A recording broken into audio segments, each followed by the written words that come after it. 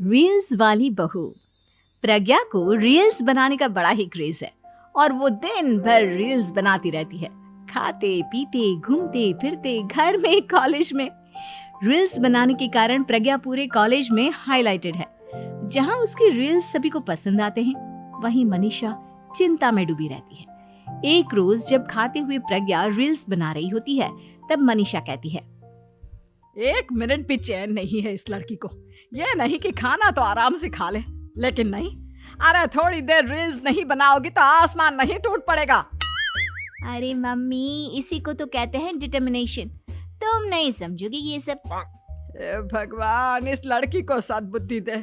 जब देखो तब टेढ़ा बाका मुंह बनाती रहती है। मनीषा की बात का प्रज्ञा पर जरा भी असर नहीं होता और वो खाते खाते रील्स बनाती रहती है। दिन बीतने लगते हैं और देखते देखते प्रज्ञा का कॉलेज भी खत्म हो जाता है। आए दिन कोई ना कोई मनीषा को प्रज्ञा की शादी करवाने का सुझाव दे जाता है। सब ठीक ही कहते हैं, प्रज्ञा की शादी कर देनी चाहिए। अपने घर के काम काज में व्यस्त हो जाएगी तो खुद ही ये रील्स और नाच गाना बंद हो जाएगा। मनीषा और प्रेम प्रज्ञा के लिए एक अच्छा लड़का ढूंढने लगते हैं और तभी विकी का रिश्ता प्रज्ञा के लिए आता है, जिसने प्रज्ञा को उसकी रील्स देखकर पसंद कर लिया था।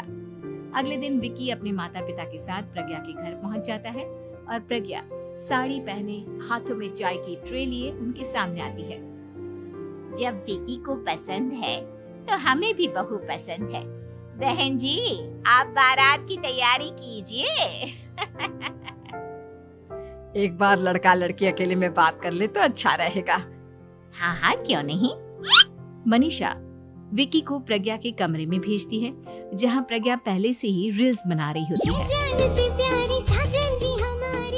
तभी विकी कहता है, आ गए आपके साजन जी। हमारे साथ ये रील्स कंप्लीट करती तो और भी अच्छा रहता। अच्छा जी, अब आ ही गए हैं तो बना ही लेती हूँ आपके साथ।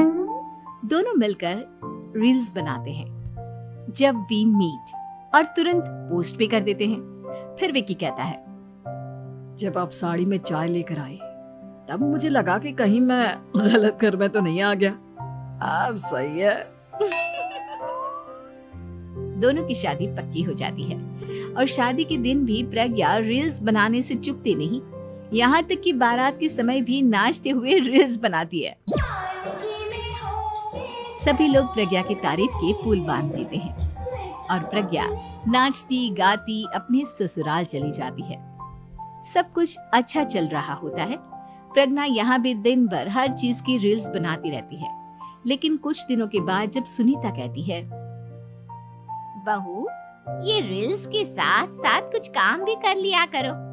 वैसे तुझे और क्या क्या बनाना आता है? मम्मी जी, वैसे तो सब कहते हैं कि मैं सब कुछ अच्छा बनाती हूँ, लेकिन मुझे लगता है कि मैं मैगी अच्छा बना लेती हूँ।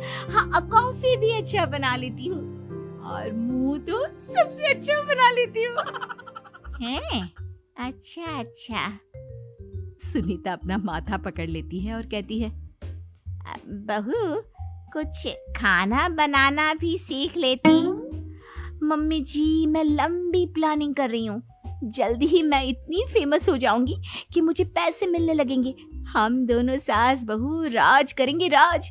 नौकर काम करेंगी और लोगों की तो लाइन लगेगी हमसे मिलने के लिए। तेरा दिमाग खराब हो गया है क्या बहू? हंसी मजाक तक ठीक है, लेकिन इस तरह घर नहीं चलते। जितना जल्दी हो इस घर के तौर तरीकों को सीख लो। प्रज्ञा मुंह घुमाकर चली जाती है और तुरंत उसी वक्त एक रील बनाती है। ये देख सुनीता का गुस्सा 7वें आसमान पर चला जाता है और विकी के घर आती ही सुनीता उसे सब कुछ बताती है। विकी भी अब प्रज्ञा की इन हरकतों से परेशान हो जाता है। तुम टेंशन मत लो मम्मा, मैं देख लूंगा। विकी कमरे में जाता है तो देखता है कि प्रज्ञा रील्स बना रही है।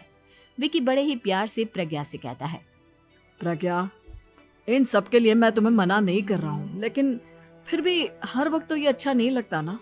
समझने की कोशिश करो, मुझे भी तुम्हारा थोड़ा वक्त चाहिए। मैं जब ऑफिस से आता हूँ तो मुझे समय देने की जगह इसी में लगे रहते हो। तुम ज्यादा ही सोच रहे हो। तुम भी मेरे साथ रील्स